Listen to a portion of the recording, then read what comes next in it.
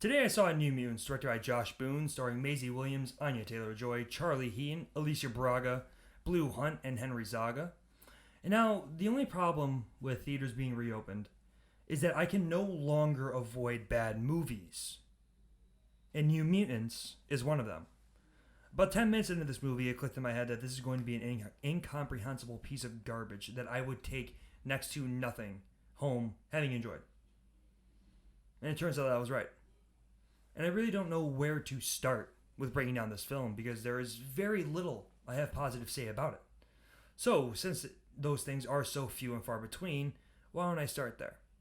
While I did not enjoy her in this movie, I feel that Anya Taylor-Joy was by far given the most to work with in this film character-wise. Her character is the only one that feels like she has experienced a full character arc and has conquered her demons that got her into the hospital in the first place. And the express intent of this film was to make its audience want to read more comics. For me, it succeeded. It is almost as if this film is so bad, it makes me want to read more stories involving these characters where they are actually given a shot to be fully fledged people. It makes me want to read more into the background of Joy's character and see what she is really about, since we were not given much of it in the film.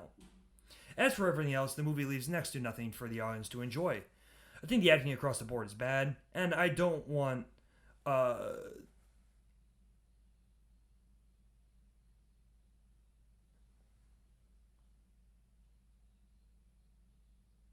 and I don't want to say that is the fault. Okay. I think the acting across the board is bad. And I don't want to say that is the fault of the actors or actresses in this film. I think it's more of a problem with the story and the script they were given. Everyone feels one dimensional and flat, giving just the barest bones explanation of how each of them ended up there and what their characters are actually like outside of this film. And the moments in the film where they try to expand these characters as something interesting, it either comes across as forced, awkward, or just not enjoyable. And there was no chemistry whatsoever between anybody in this cast list.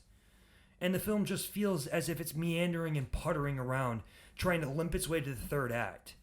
Now, once the third act did roll around, I feel as if the film jumps in quality, significantly. Is that because it feels like this segment was at least tampered with? Possibly. But it is the only part of the movie that feels like it's somewhat exciting to the viewer. When the kids are finally using their powers, the film picks up, while most of them still don't do shit in the third act, and they really feel like not focusing on any of the CGI work, to be fair, involving Anya Taylor-Joy. It is still by far the most fun part of the movie, but the finale is so lackluster it's almost comedic.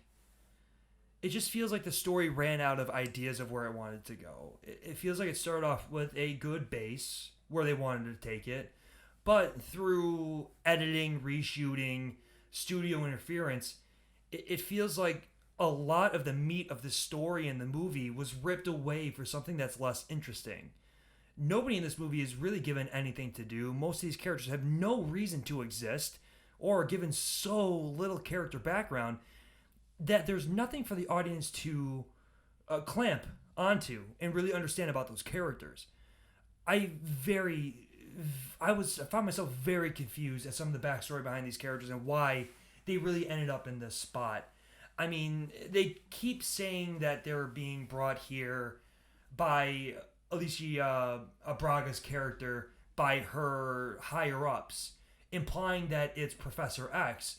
But anybody who's ever seen a movie, or really an X-Men movie, is going to understand that Professor X has nothing to do with this. It's not even like the movie tried to pull the shade over the audience's eyes to really make them think that this is what it is. From the get-go, you understand that this is a nefarious organization that's trying to torment these kids. The story just goes nowhere and presents nothing for the audience to really latch onto and enjoy. And I feel like I'm a broken record saying this, but the movie itself feels like a broken record at times, just spinning its wheels until it can get to the final act where it can try to do something somewhat cool but still fail. I really did not like this movie. It's dull, it's boring, and really feels like an older movie that has taken years to be released. It's better than Dark Phoenix, but really not by that much. 40 out of 100.